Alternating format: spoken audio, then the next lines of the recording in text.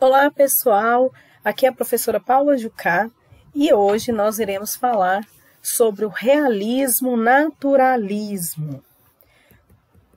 Observem as imagens a seguir.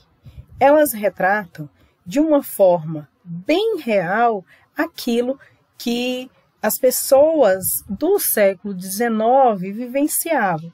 E é claro que hoje também existem imagens que retratam a questão do trabalho, a vida das pessoas. Então, na verdade, o realismo, ele vai nos mostrar de uma forma real aquilo que as pessoas vivenciavam naquele período. O realismo, ele acontece ali na segunda metade do século XIX, em um contexto sociopolítico europeu que mudou profundamente a forma das pessoas verem o mundo. Quando vocês estudaram recentemente sobre o romantismo, vocês observaram que os poetas, os artistas, eles retratavam o mundo de uma forma diferente. O que quer dizer isso? Os românticos, eles idealizavam, eles não enxergavam a realidade. Ao contrário do que nós vamos ver agora no realismo. Porém, é importante deixar claro que lá no finalzinho do romantismo, na terceira geração romântica, os poetas, os artistas, eles já começavam a ver a vida de uma forma diferente. Eu costumo sempre ressaltar e reforçar que a literatura, ela é importante e essencial para que nós possamos entender como que as pessoas viviam naquele período, para que nós possamos também entender aquilo que ela queria, o que esses autores queriam nos repassar. Na verdade, a literatura, ela é uma representação da realidade, é uma representação daquilo que as pessoas vivem. Nesse período, que nós vamos chamar de realismo, foi um período de muitas mudanças. Como eu já disse anteriormente, o realismo, ele surge na segunda metade do século XIX, num contexto sociopolítico, em que a ciência, ela impõe-se como uma única explicação para todos os problemas da humanidade. O que quer dizer isso? As pessoas vão deixar de acreditar em outras respostas para os problemas e dar ênfase às questões da ciência. Nesse período é onde ocorre a industrialização, onde as pessoas começam a ter aquele apego pelo dinheiro, que até então não existia. Vocês possivelmente já estudaram isso anteriormente. E então começa um período de industrialização. As pessoas começam a ter trabalho, a troca do trabalho seria o dinheiro, então elas começam a ter vaidades, começam a querer comprar, consumir, e tudo isso vai transformando também as pessoas. Então, a visão idealizada do mundo e da sociedade que nós vimos lá no romantismo é substituído por uma concepção de vida pautada por atitudes materialistas e cientificistas. O que quer dizer isso? As pessoas, neste período, passam a se preocupar muito mais com os bens materiais que com as questões ali sociais, com as questões religiosas, que até então era o foco. E o século XIX, ele foi pródigo em transformações de toda a ordem.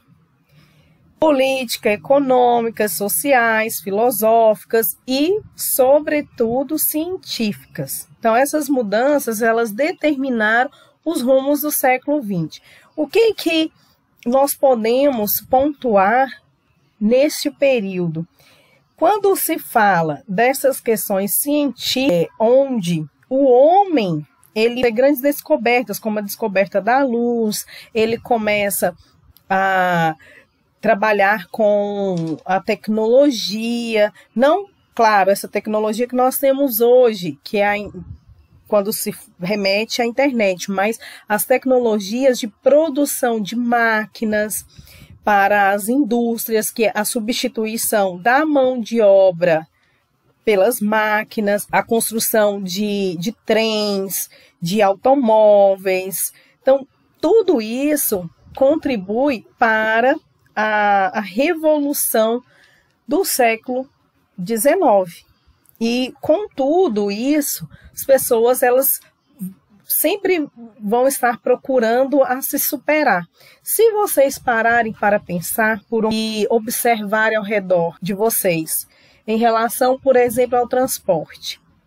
Lá no século XVII, século XVIII, as pessoas, para se deslocarem de um lugar a outro, tinha que ser a cavalo, tinha que ser charrete, enfim. E com as transformações do século XIX, vieram os aviões, os ônibus, os carros, os trens, então, os navios, tudo isso foi, claro, evoluindo e foi, na verdade, uma revolução no mundo. Com essas grandes descobertas, foi surgindo, evidentemente, o capitalismo industrial, que, na verdade, já estava em curso nesse período, criando uma nova elite e uma nova burguesia. Então, claro, as pessoas que tinham acesso a isso eram as pessoas da elite e da burguesia. Esse período foi justamente ali pós a abolição da escravatura, né, e nessas grandes empresas que foram surgindo, as grandes indústrias, indústria têxtil, indústria do café, eles contratavam as pessoas, porém pagavam salários miseráveis. A classe pobre, que é chamada de proletária, era grande e havia muita exploração, apesar de que já havia tido a abolição da escravatura. E, como já foi dito, as ciências elas fervilhavam de descobertas, especialmente ligadas à biologia, levando a novas concepções filosóficas e a revisão de conceitos religiosos e sagrados. Essa parte é bem interessante porque até então as pessoas elas viviam em função da igreja, em função das questões religiosas. Elas acreditavam que após que elas tinham que viver de forma santa na terra para que elas pudessem alcançar a salvação. E várias concepções da vida eram respondidas ali com as questões religiosas, inclusive a questão de, por exemplo, você querer conquistar aquilo, além daquilo que Deus te deu, isso era considerado um pecado. Então, esse período ele vem em contradição àquilo que se pregava anteriormente, aquilo que se vivenciava em séculos anteriores. Dentro da explosão científica e médica da época, a utilização da hipnose, ela tornou-se corrente, atraindo multidões e convertendo-se quase sempre em charlatanismo e mistificação. Este quadro data de 1887. Com essa questão dessas mudanças, principalmente nas questões religiosas, é que foi surgindo a hipnose. E a hipnose, acredito que grande parte de vocês conhece ou já ouviram falar. É claro, assim como hoje, muitas pessoas que não eram capacitadas para trabalhar com a hipnose faziam isso de forma para enganar. E surgiu então no realismo naturalismo as correntes de pensamento dessa época. As correntes de pensamento do século XIX estavam voltadas para o positivismo, para a psicanálise, para o evolucionismo e para o marxismo, segundo Freud, Sigmund Freud. Ele foi quem trouxe essas questões, essas correntes no século XIX. Sobre o racionalismo, nesse período acreditava-se que o amor tinha que ser por princípio, a ordem por base, o progresso por meta. Então, Augusto Comte só admite as verdades positivas, ou seja, aquelas verdades que são embasadas por teorias científicas, por meios científicos, aquelas que emanam do experimentalismo, da observação e da constatação, e ele repudia a metafísica. Para ele, só 5 ciências são relevantes: a astronomia, a física, a química, a filosofia e a sociologia, em ordem de importância. Então, se vocês observarem, o que é mais importante para ele é aquilo que ele consegue visualizar, que ele consegue experimentar. Em relação ao socialismo, abordado por Karl Marx, possivelmente vocês já devem ter ouvido falar nas aulas aí de filosofia. Então, em 1848, os economistas e filósofos alemães Karl Marx e Engels publicaram o Manifesto Comunista. Este manifesto era destinado, sobretudo, à classe operária, pretendendo despertar consciências de classe. Surge aqui também, pessoal, a questão social. Então, o Karl Marx e Engels, eles tinham esse olhar para a sociedade bem diferente, é claro, daquilo que acontecia lá no romantismo, porque no romantismo, na terceira geração, havia sim já uma preocupação em relação às questões sociais, ali na terceira fase do romantismo, que na verdade era ali já eles já passando para o realismo mesmo, que vocês sabem que não existe na literatura e na história momentos bem definidos. Quando nós trazemos que o realismo foi no século XIX, ele foi ali por volta do século XIX, mas ele tem antecedentes dentro do romantismo também. Eu trago aqui uma chargezinha de Darwin. Vocês também possivelmente conhecem, porque já devem ter estudado aí em biologia sobre a teoria do evolucionismo.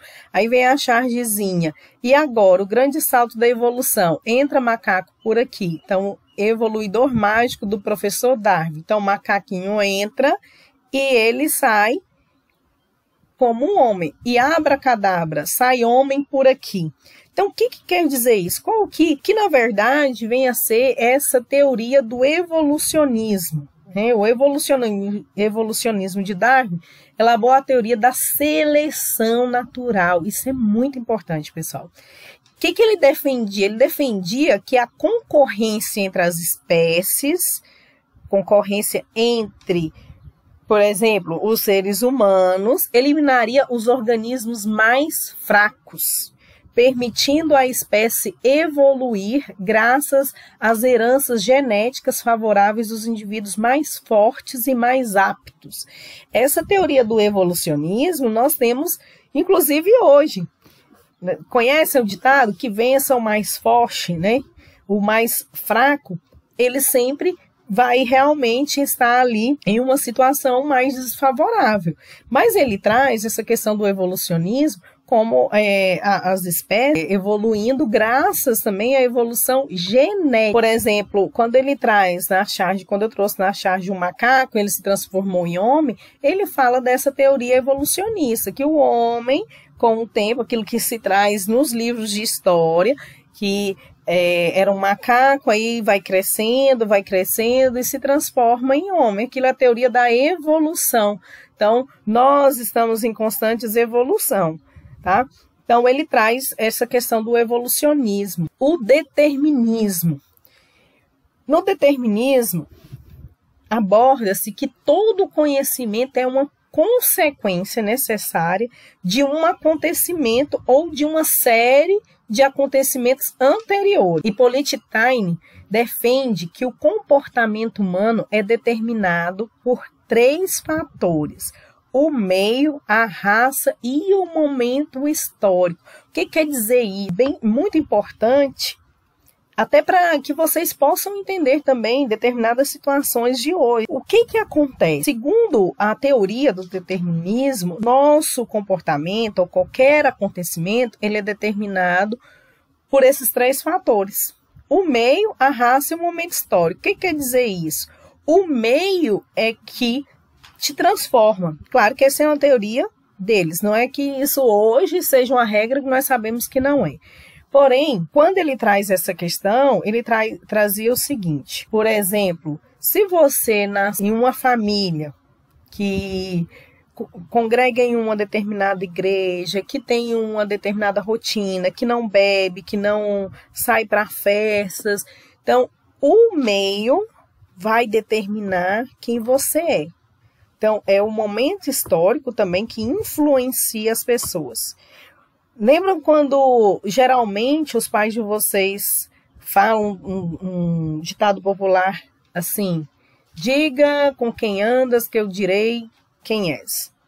O que quer dizer isso? Se você começar a andar com pessoas de má fé, por exemplo, a tendência é que você fique como elas. Então, é o meio que determina. E isso, na verdade, tem sim até hoje uma forte influência. Porque se eu costumo, até na própria questão da linguagem, não só de comportamentos, mas também na questão da forma de falar. Vocês podem observar que quem gosta muito, às vezes, de alguns grupos sociais, como, por exemplo, as pessoas que gostam de rap, a linguagem deles é diferente. Então, a linguagem também determina e identifica o meio em que você está, a raça e o momento histórico, que seria aqui o momento da fase da sua vida. Então, essa questão sobre o determinismo, ela é muito interessante e muito importante também. Ela, então, ressalta que o meio é que vai determinar quem você é. Isso nós vamos ver um pouquinho mais lá na frente. E trago também aqui sobre a psicanálise de Freud. Então, Freud, ele falava sobre a libido e o sonho. Então, para ele, o impulso sexual é o centro das tendências afetivas. Os sonhos, eles viriam disfarçados para atravessar a censura e serem aceitos pela consciência. Porque até iniciar o realismo, vocês puderam observar que lá no romantismo não existia essas questões da sexualidade, não existia a questão dos sonhos, mas não dessa forma. Ele fala que o sonho, ele é um disfarce daquilo que você pretende ser, pretende manifestar ou fazer, né, em relacionado à censura, aquilo que as pessoas não podem saber. Então, o sonho, ele vem disfarçado para atravessar a censura e serem aceitos pela consciência. Porque, naquele período, a questão religiosa e a questão dos pecados, de seguir as questões religiosas, era muito forte. Então, as pessoas, não sei se vocês chegaram a ver isso na aula anterior a respeito do romantismo, mas quando eles tinham sonhos assim eróticos, eles se flagelavam.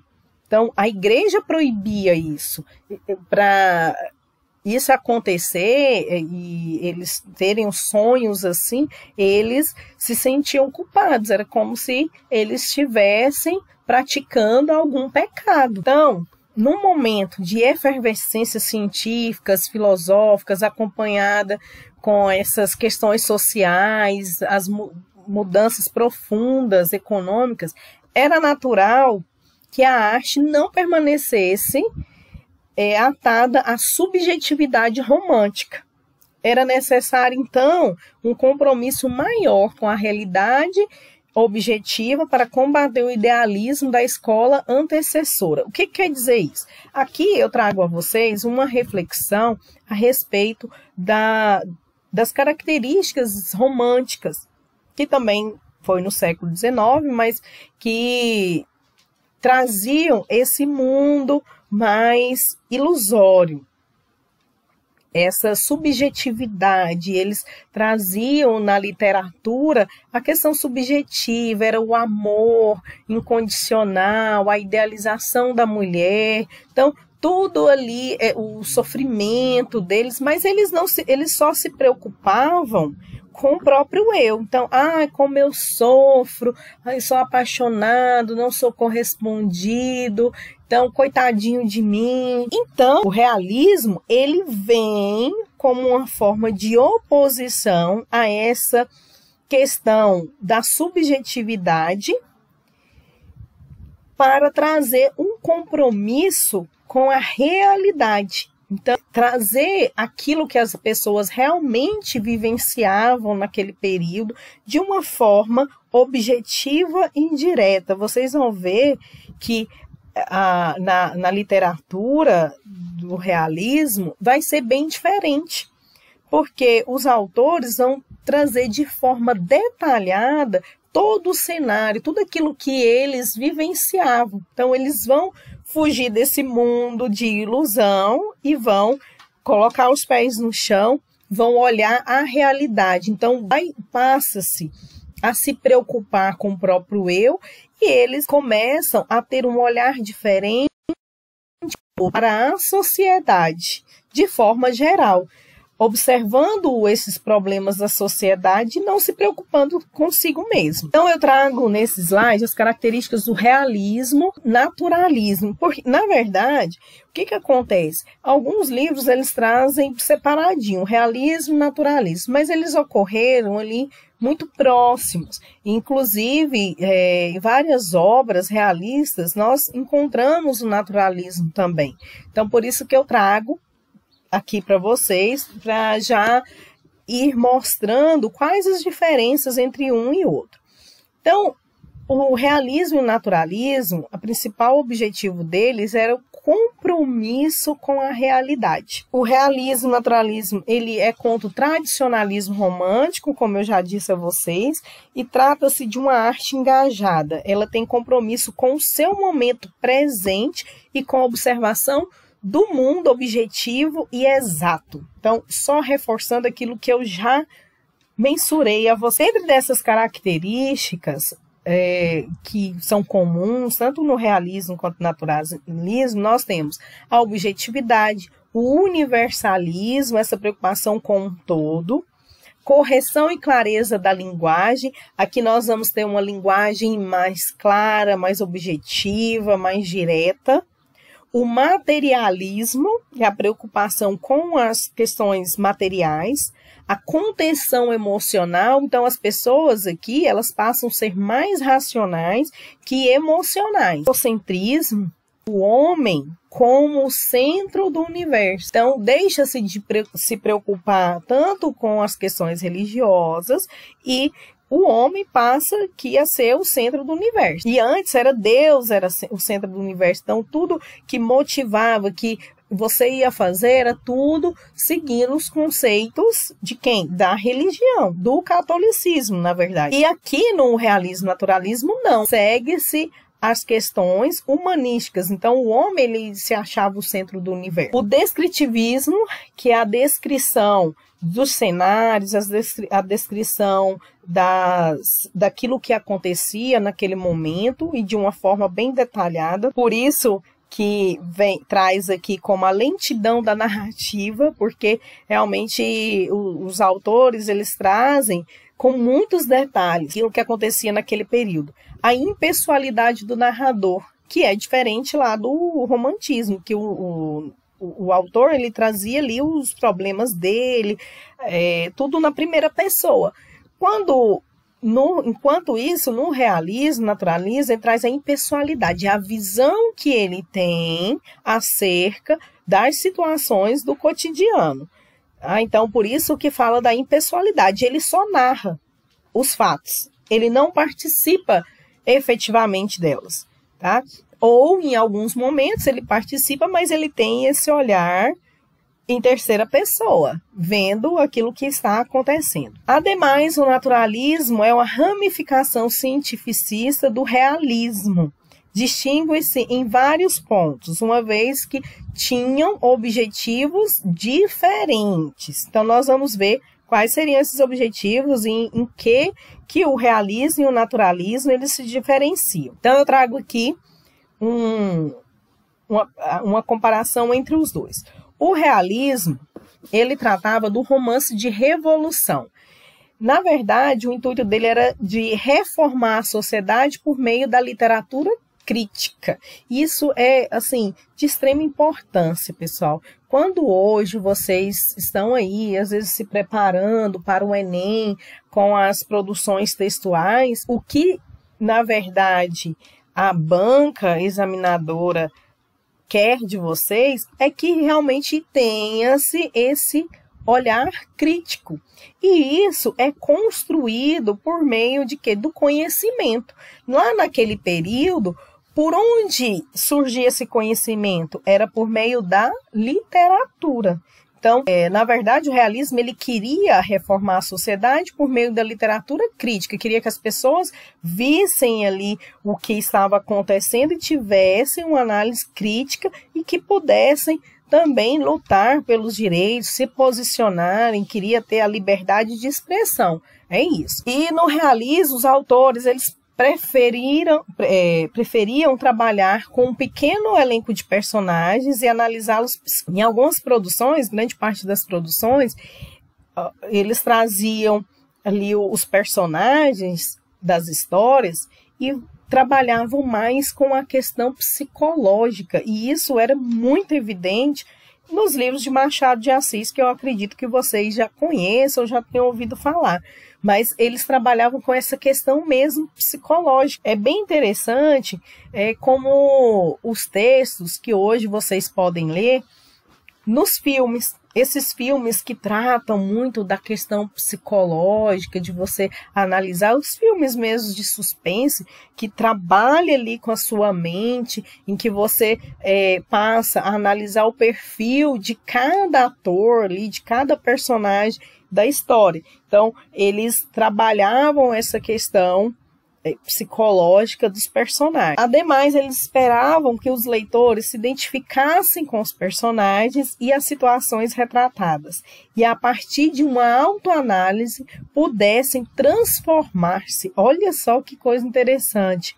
Tratava-se, portanto, de um trabalho de educação intelectual e moral que pretendia converter-se em transformação social. Olha, pessoal, o quanto isso é importante e interessante. Quando, por exemplo, algumas pessoas assistem a uma novela, a um filme, uma série, vai ali acompanhando e se identifica com algum dos personagens, ou se identifica com a história, com a atuação ali do personagem dentro da história, o que acontece? Há uma transformação dessa pessoa, uma transformação de pensamento, de postura. Então, antes, é claro que o que fazia com que as pessoas se transformassem eram os livros. Então, aqui, a preocupação dentro do realismo era justamente procurar levar o conhecimento e fazer com que as pessoas pudessem analisar as histórias e por meio delas eles pudessem se transformar. É por isso que em vários momentos alguns livros eles foram proibidos, tá? Porque era uma afronta à sociedade da época, a sociedade mais conservadora. Depois nós vamos ver o que traz esse realismo, mas assim, um escândalo para a sociedade, a grande parte das obras, tá? E hoje, quando se fala que a leitura transforma, que é importante a leitura, é justamente um reforço a isso que o realismo trazia. Porque naquele período só existiam o quê? Os livros. Ainda não existia a internet, não existiam outros meios de agregar conhecimento. Então, o conhecimento e a concepção das pessoas só era transformada por meio da leitura. E uma coisa que é bem interessante, pessoal, às vezes vocês pensam que não, mas tem muitas pessoas que assistem a uma novela e que ela acaba internalizando ali o personagem e age da mesma forma. Vocês devem ter conhecimento aí, inclusive dos Estados Unidos, e alguns estudos também que eles traziam sobre a questão dos jogos, a influência dos jogos na vida das pessoas, a questão de ter tido massacres nos Estados Unidos, de pessoas após terem assistido um determinado filme. Então, tudo isso, na verdade, é também real. Isso realmente acontece. Nós pensamos que não, mas acontece sim. Às vezes, até uma personagem má de uma novela, ela influencia, sim, determinadas pessoas, tá bom? E o naturalismo? O naturalismo, ele traz um romance de tese, no qual seria possível a demonstração das diversas teorias científicas. Ele traz uma perspectiva biológica do mundo, reduzindo o homem à condição animal, colocando o instinto sobre a razão. Então, o que quer dizer isso, professor? O que quer dizer que ele traz esse romance de tese, fazendo aqui a demonstração das diversas teorias científicas? Pessoal, o naturalismo, e eu trago para vocês lá na frente, eu vou explicar um pouco melhor, mas o naturalismo, ele trabalha com aquela questão que é o meio que te influencia, é o meio que te transforma. Então, se eu moro ali numa favela, numa comunidade, esse é o nome atual, não é mais favela, mas se eu moro numa comunidade e lá é normal as pessoas beberem, se drogarem, tudo, qual que é a tendência? Eu vou ser como aquelas pessoas. Então, quando ele traz essa questão biológica dentro da literatura, ele traz também a questão do homem. O homem, quando ele trai, é uma questão que está relacionada ao meio e também à questão da evolução dele. É a personalidade do homem, né? É a raça dele. O homem, por ele ser homem, ele tem aí essas características. Quantas vezes nós ou outras pessoas falam assim, todo homem é safado, vamos dizer assim, né? Por que as pessoas trazem essas frases? Porque já vem daí. Aí fala que o homem, biologicamente, ele trai, vamos dizer assim. Mas por quê? Porque acreditou-se lá no século XIX que era exatamente isso, era uma questão biológica. O homem trair era uma questão biológica. E às vezes ele traz na literatura, sobre essa perspectiva biológica, o homem reduzindo-se à condição animal, colocando o instinto sobre a razão. Principalmente essa questão do instinto sexual. Lá na frente, nós vamos ver um livro que chama O Cortiço, que ele traz muito essa questão. Ele traz a questão do homossexualismo, que é a influência do meio, ele também reforçando essa questão biológica. Então, o naturalismo ele se diferencia por isso, porque ele vai explicar tudo, a tese dele, por meio das teorias científicas. Ele traz também que os aspectos desagradáveis e repulsivos da condição humana são valorizados como uma forma de reação ao idealismo romântico. retratam preferencialmente o coletivo, envolvendo os personagens em espaços corrompidos, social e moralmente. Então, a diferença está bem aqui. Esses aspectos desagradáveis, como a traição, como a questão do capitalismo. A traição, pessoal, não é só no sentido de relacionamento conjugal, não, mas é a traição de um amigo, é a prostituição, a questão dos vícios, tudo isso. Ele retrata os personagens nesses espaços corrompidos socialmente e moralmente. Quando ele traz aqui também os aspectos desagradáveis, é nessa questão mesmo da relação aí de traição conjugal como uma forma de reação ao idealismo romântico. Então, aqui ele vai trazer os personagens de uma forma bem diferente, sem aquele romantismo todo, sem aquela idealização. Ele vai mostrar que a mulher, ela trai, que o homem, ele também trai, que ele não é aquele romântico, que o amor não é aquela idealização toda, que é muito mais as questões ali carnais que o amor propriamente dito. Então, ele vai retratar isso. Eles acreditavam que a concentração de muitas pessoas num espaço desfavorável fazia aflorar os desvios psicopatológicos. O que quer dizer isso? Muitas pessoas ali juntas, elas começavam a praticar ações que eram contraditórias às questões sociais. Imaginem vocês, por exemplo, um cortiço, as pessoas brigando o tempo todo, roubando, querendo ser melhor do que as outras, se prostituindo. Então, eles trazem essas questões, que é o meio, o espaço que faz o espaço que faz aflorar esses desvios psicopatológicos. Ademais, também tinha uma visão determinista em que o meio e o contexto histórico têm influência. O que quer dizer isso? O determinismo, nós vimos lá atrás, o meio é que vai determinar quem você é e as atitudes que você tem. Mas essa visão determinista também, ela pode ser advinda da questão histórica, da influência ali de seus familiares, da sua família, da gênese familiar. No projeto literário do realismo, ele trazia como meta principal a representação da realidade com o objetivo de denunciar os aspectos negativos da sociedade. Vocês possivelmente leram algumas obras lá do realismo, não viram nem nada de negativo na sociedade, só viram ali a idealização, a mulher como um anjo, enfim, o homem querendo morrer de amor. E aqui não.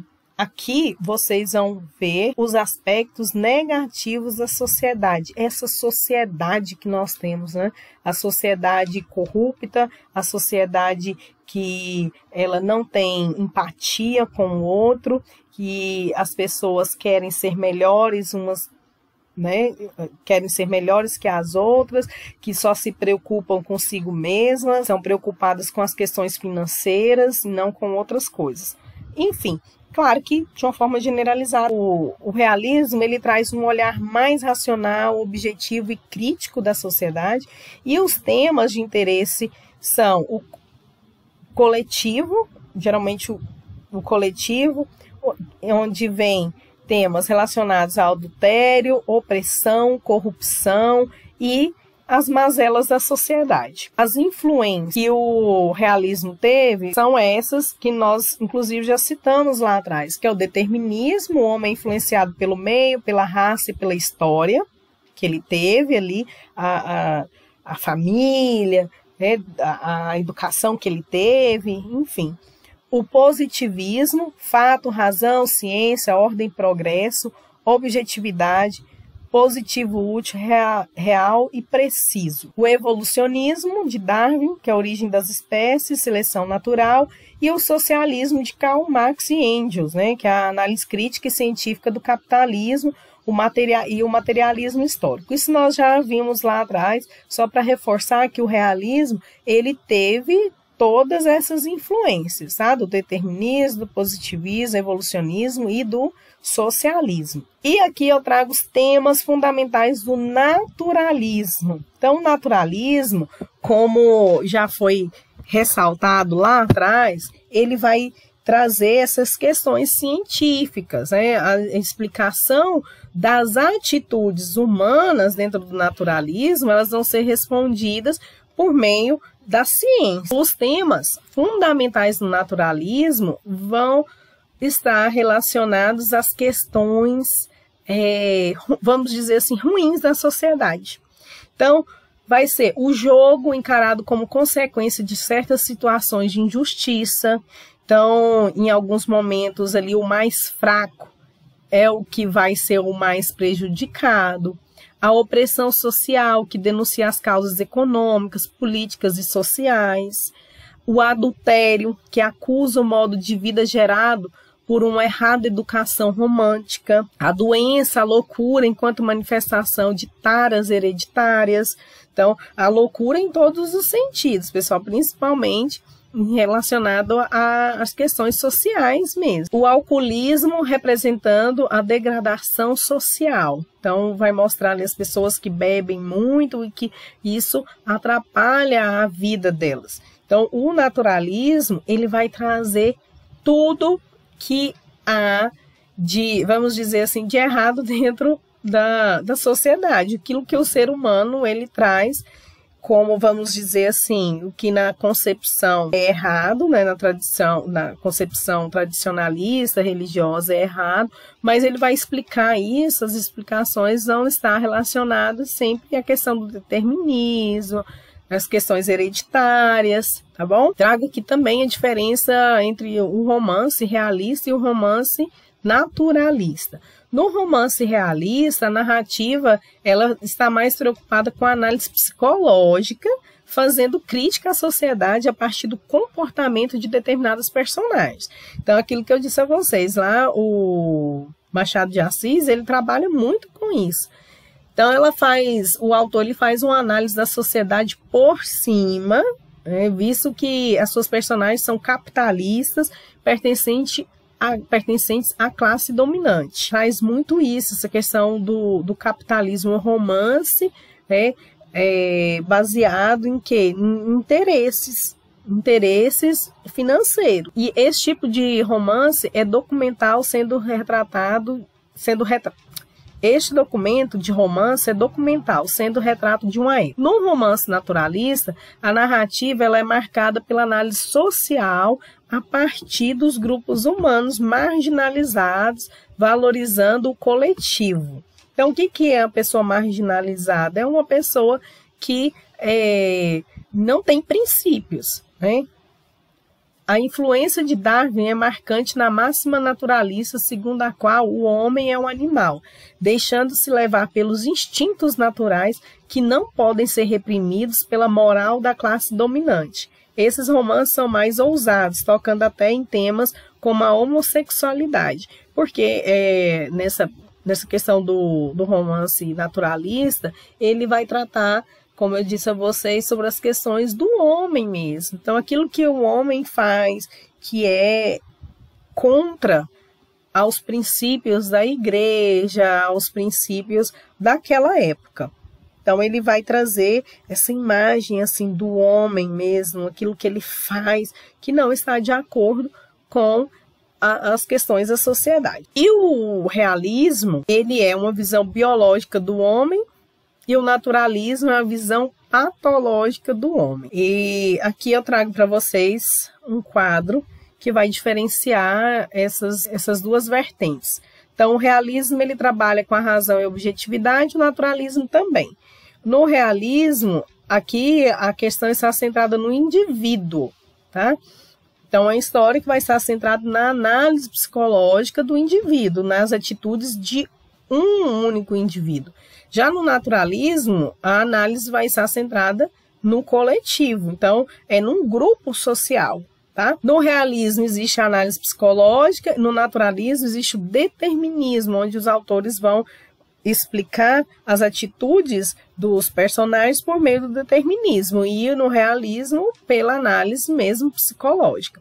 No realismo, trata-se de quem da burguesia, no naturalismo, proletariado. Por quê? Por que existe isso? É tão interessante, pessoal, porque aqui o realismo ele vai tratar da questão do amor sendo ali alimentado pela questão do poder, né, do dinheiro, a troca, as questões mais relacionadas ao material. Já no naturalismo, quando se trata de proletariado, é onde eles, naquele período, eles retratavam que todas essas questões humanas, elas se baseavam em quê? Em atitudes de pessoas que não tiveram uma educação, que não tiveram como se diz, um tradicionalismo dentro da família, por isso que elas tinham determinadas atitudes. Então, quando se fala de prostituição, quando se fala de roubo, de homossexualismo, aqui nesse período, quem que praticava? Era o proletariado e não a burguesia. Até recentemente, vocês podem, talvez não ter observado, mas vocês podem constatar que antes, quando se tratava de, por exemplo, usuários de droga, antigamente, usuários de drogas era somente quem? O proletariado. Não se ouvia falar de quem?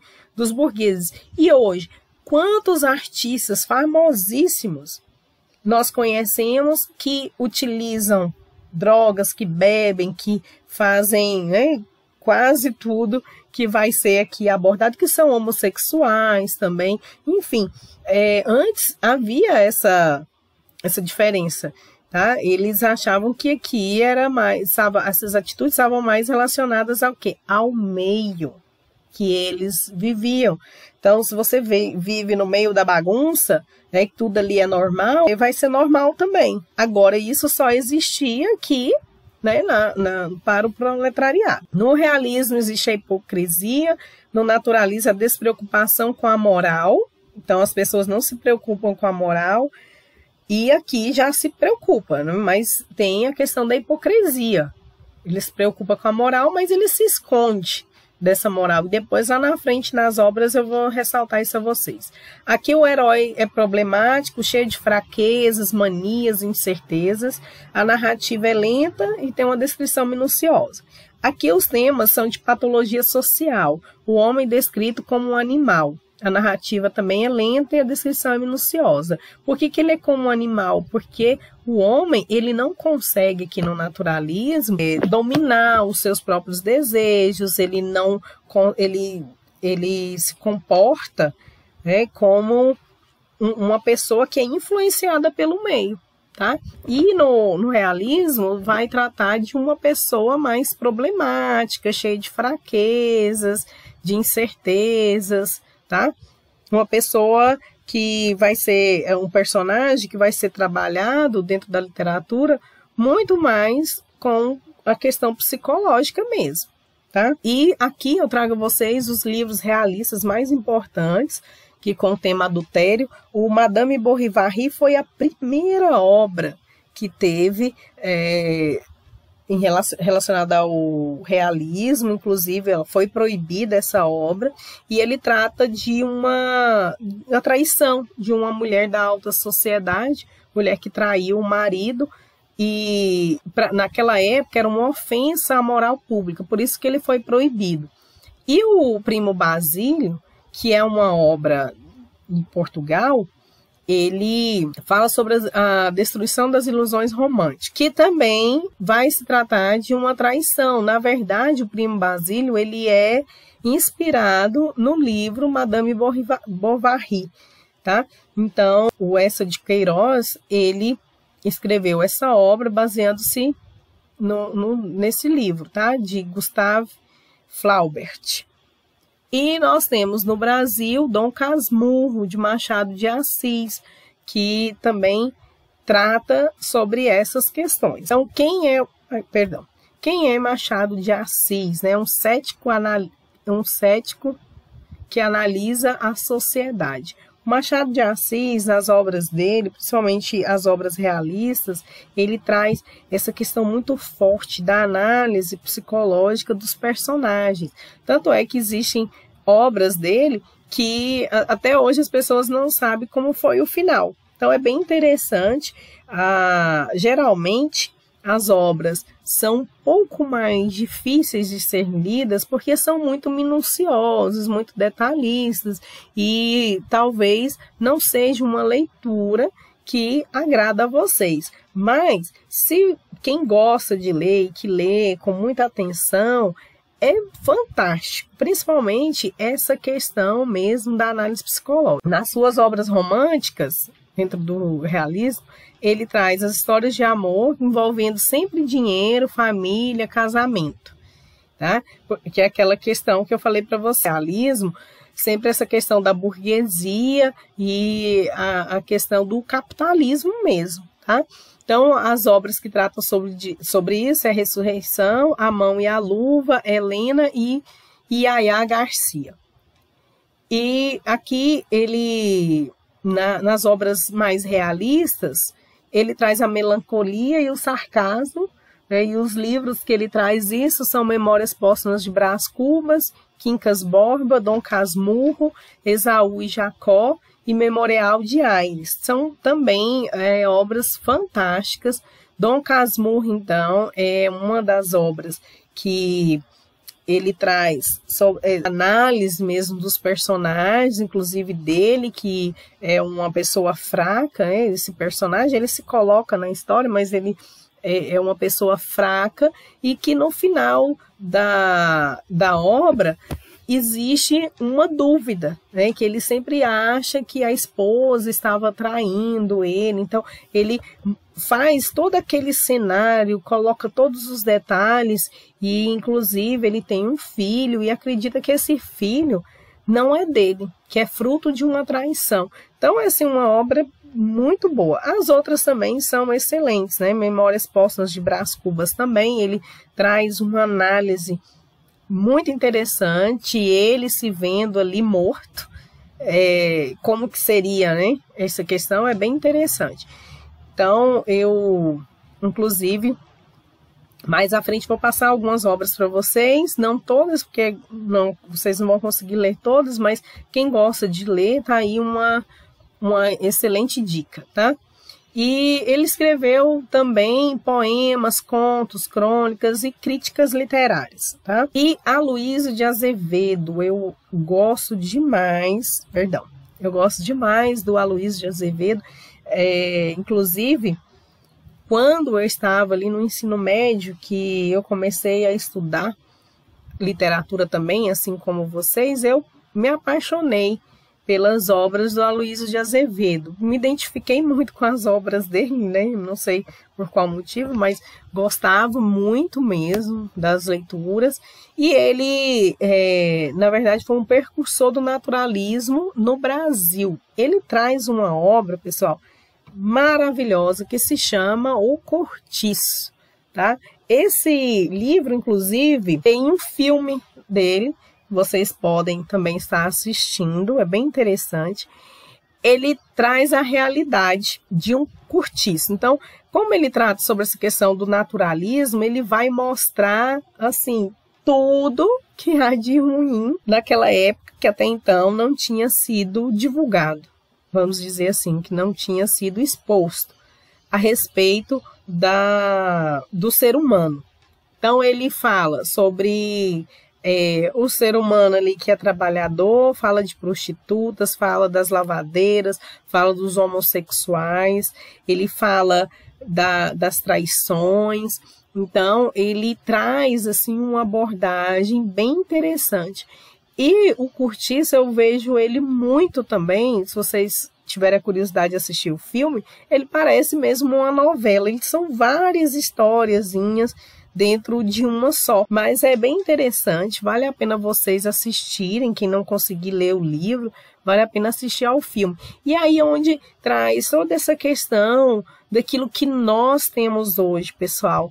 Quando eu falo que é importante conhecer a literatura para que vocês possam ter embasamento teórico.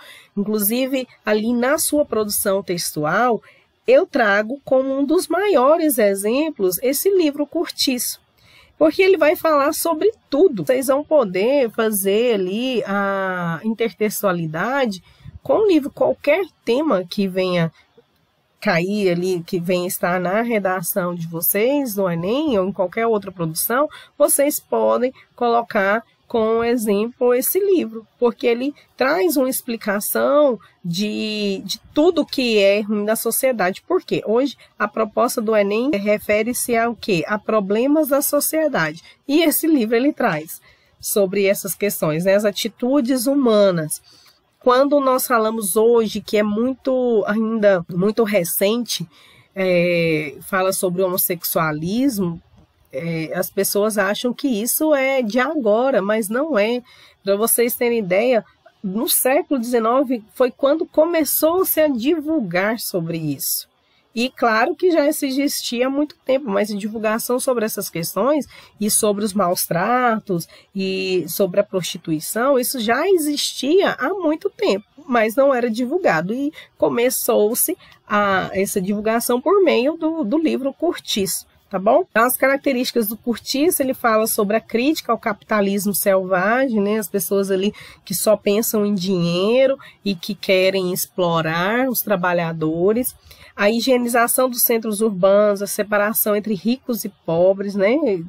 A história ocorre ali no Rio de Janeiro, que era conhecido como Porto Sujo ou Cidade da Morte, um lugar evitado pelos viajantes antes das reformas de Pereira Passos. Essa história aí passa numa região onde eles estavam construindo ali, né? E vieram pessoas para poder trabalhar nessa área. Fala também sobre a animalização versus humanização, a zoomorficação do homem como uma anta brávia e antropomorfização, né? O Curtiço acordava, batia palmas, se espreguiçava. Ele traz a questão das questões animais para a leitura. Quando ele fala o Curtiço acordava, não tem como o Curtiço acordar, né? O que seria a interpretação dessa frase? O Curtiço acordava, né? As pessoas acordavam, não era o Curtiço. Batia palmas, se espreguiçava. Então, essas questões, elas são chamadas de antropomorfização, tá?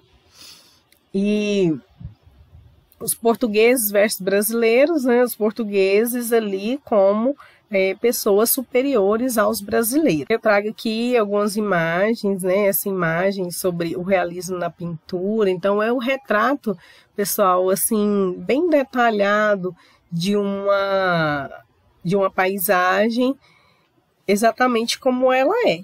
Então, o realismo, ele é bem interessante, ele também é mais fácil para entender porque ele traz exatamente a realidade, tá? Então, aqui mais outra imagem, né? A oração do final do dia de Jean-François Millet, pintor realista francês. Esse aqui é a imagem do semeador, também do mesmo pintor. E eu termino aqui a explicação desse período literário. Eu espero que nessa primeira parte vocês tenham compreendido bem e que possam aprofundar os estudos de vocês com a leitura do livro e também que possam complementar por meio da visualização dos filmes, da leitura dos livros, e eu espero vocês. Até a próxima, pessoal!